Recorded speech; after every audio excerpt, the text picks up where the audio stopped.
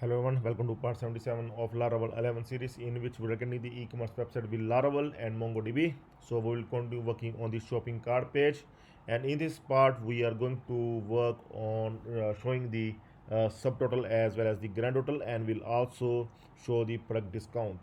Okay, so let's start. Here you can see in the last part that we able to add the products in the shopping cart page, and now we are going to calculate the subtotal as well as the grand total. Here you can see that the sum up is around 1002 3 4 5. It may be 6 7,000, but the wrong amount is coming because we have not done the amount is right now static. So we are going to show it dynamically here. We will start calculating, and we'll show the correct subtotal as well as the grand total. Okay, so let's follow the steps you can find under video description. Under video, okay, you can find these instructions. Okay, so first thing is that we are going to modify the get attribute price, because this time we will also want to get the discount percent. Okay, so that we can show here the discount percent, that how much discount the user is getting. Okay, so we are going to modify the get attribute price function. This function we are going to replace in product model.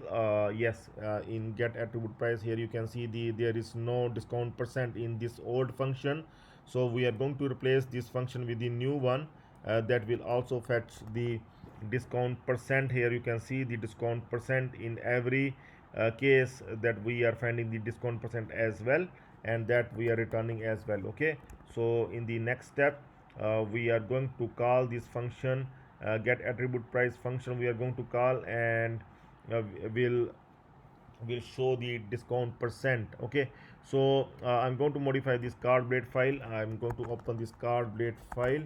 Okay, and see here I am going to first add this model at the top.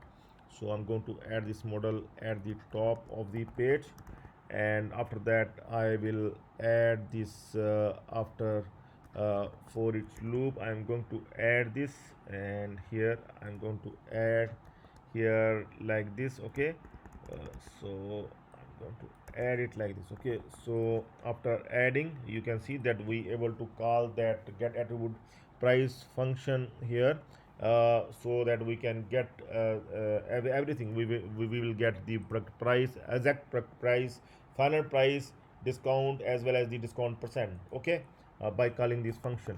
So so after this we are going to modify the prices, and I'm going to show this div, and we are going to comment that earlier span. Okay, so I will check where we are showing the price. uh, so here it is. So I'm going to comment this one is not required. Instead of this one, we are going to show this div in which we are showing the final price, and also we are showing the discount percent if in case the discount is there. Okay, and the product price as well.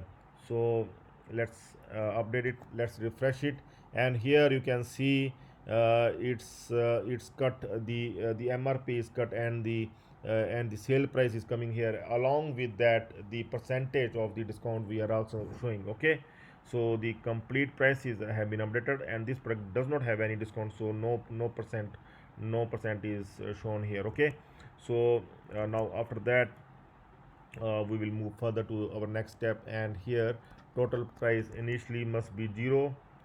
Okay, so it must be 0 here, and after that see after for each loop this get attribute price, here this one we have already added, we are already fetching. Okay, it's fine.